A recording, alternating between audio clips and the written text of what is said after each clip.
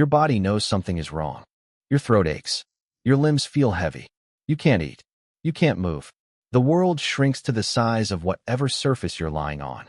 Now imagine that feeling, but without a hospital, without medicine, without a phone to call someone, without even a permanent roof over your head. For the first 300,000 years of human existence, that was the deal. Getting sick wasn't just miserable. It was potentially a death sentence. And yet here you are, proof that your ancestors survived it. Not just once, but tens of thousands of times, across hundreds of thousands of years, through ice ages and droughts and predator-filled savannas. So what actually happened when they got sick? The answer is stranger, more sophisticated, and far more human than you probably think. Let's start with what your body was actually fighting. Ancient humans faced a disease landscape almost nothing like the one you live in today. Viral pandemics, the kind that swept through medieval cities or the modern world, were far less common than you'd expect. Not because ancient humans were healthier by nature, but because they lived in small, mobile bands of roughly 20 to 50 people. Epidemiologists, scientists who study how diseases spread through populations, call this a critical community threshold. Most fast-spreading viral infections need a large, dense, sedentary population to sustain themselves. In a band of 30 people living 50 miles from the nearest group, a virus burns through quickly and either kills everyone it can reach or disappears entirely. There's no reservoir, no new host to jump to. The real killers were different. Parasites, infected wounds, foodborne illness, respiratory infections during cold seasons, and the slow, invisible damage of injuries gone wrong. A broken bone that didn't heal correctly, a tooth abscess that spread to the jaw, a cut that turned septic. These weren't rare events. They were constants. What did your ancestor do the moment they felt that familiar heaviness, that first signal the body was fighting something? First, they stopped. This sounds simple, but it wasn't. In a mobile hunter-gatherer band, every person has a role. You hunt. You gather. You carry. You build. You tend to children. The entire group functions as an interconnected unit, and when one member drops out, the system adjusts. But it does adjust. There is evidence, physical, skeletal evidence, that early human groups routinely supported sick and injured members for extended periods of time. At Shanidar Cave in northern Iraq, Ralph Seletsky excavated a series of Neanderthal burials in the late 1950s. One individual, now called Shanidar I, had survived to middle age with a withered right arm, a healed crushing injury to the left side of the skull that likely caused partial blindness, and a badly damaged foot that would have made walking extremely difficult. He didn't survive these injuries alone. He was cared for. Someone fed him. Someone helped him move. A community sustained a member who could not sustain himself. This wasn't charity in the modern sense. It was the social immune system in action. Social immunity is not a metaphor.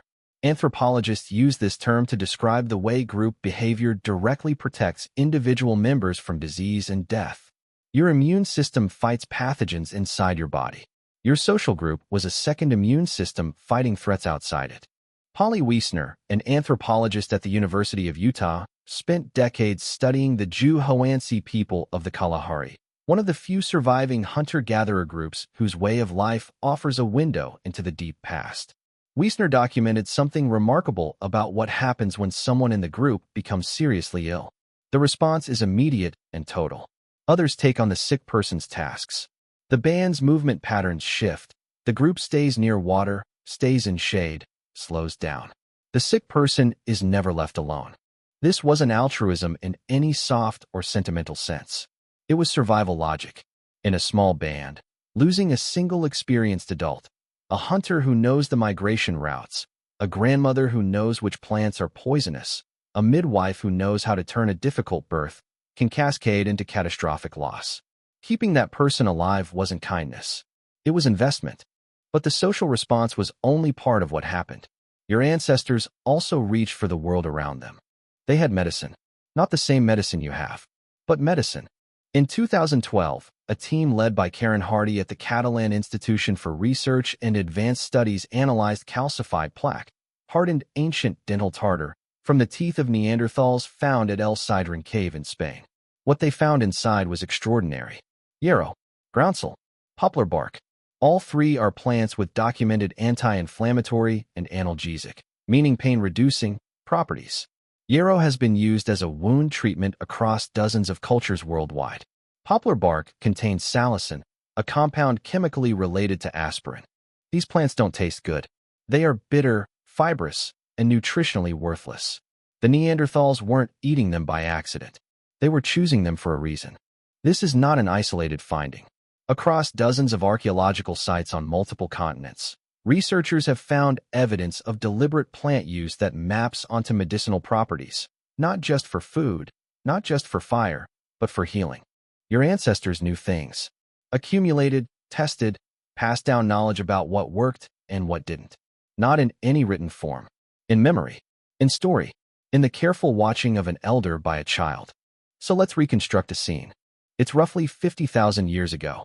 You are in a band of about 35 people moving across what is now southern Europe, following river valleys as the seasons shift. One morning, a young man in your group wakes up unable to eat. His skin is hot. His eyes are glassy. He can't keep water down. The group doesn't break camp. Not yet. The eldest woman, she's maybe 45, which makes her one of the oldest people your band has ever known, crouches beside him first. She presses her palm to his forehead. She looks at his eyes. She smells his breath. She has seen this before. Maybe not this exact configuration of symptoms, but something close enough. She sends two younger women to the river's edge, where a specific plant grows in the mud. You've seen her use it before. You know the plant by its smell, its shape, its location. The women bring it back in folded bark. It is crushed, mixed with water, given to the sick man slowly, a small amount at a time. For 3 days, the band stays close. Hunting ranges shrink. The women gather within a shorter radius. Children are quieter than usual, as if they sense the tension, the held breath of the group. On the 4th day, he sits up.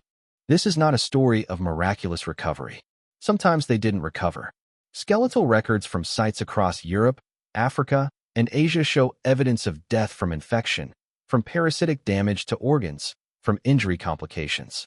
Death was close, and everyone in the band knew it. There was no pretending otherwise. But here is the counterintuitive twist. In some ways, getting sick was less likely for your ancient ancestor than it is for you. The lifestyle of a mobile hunter-gatherer, the constant movement, the small band size, the diet of varied wild foods, the almost total absence of domestic animals in your immediate living space, created a disease environment profoundly different from the one that would emerge with agriculture. When humans settled into permanent villages roughly 10,000 years ago and began living in close contact with livestock, everything changed. Pigs carry influenza. Cattle carry tuberculosis and the precursors of smallpox. Chickens carry avian diseases. Dense sedentary human populations gave pathogens exactly what they needed to evolve, mutate, and become more lethal with every new generation of host. Anthropologist James Sussman, who spent years studying modern hunter-gatherer groups across southern Africa, has written extensively about the paradox of agricultural health. For most of human history, your ancestors ate a wider variety of foods than most modern humans ever will. They walked more. They slept more. They experienced profound social intimacy every single day of their lives.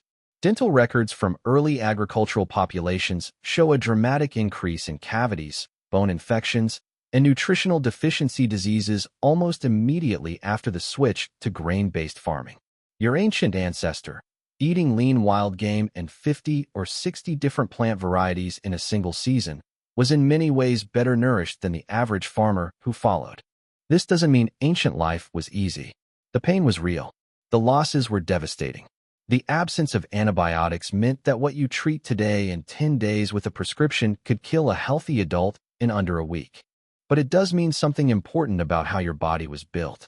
Your immune system, the one firing right now inside your blood, your lymph nodes, your gut, was not designed for the sterile, sedentary, socially fragmented world most of us live in today.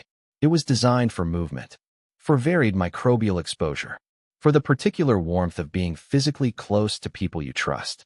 The field of evolutionary medicine, the study of how our ancient past shapes our current health, has spent the last 3 decades slowly rediscovering what your ancestors practiced without ever knowing its name.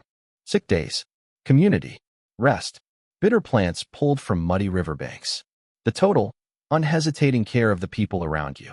When your throat aches and your limbs go heavy and the world shrinks to the size of whatever surface you're lying on, what your body is doing right now, the urge to be still, to be warm, to be near someone you trust, that isn't weakness. It's the oldest medicine your species ever had.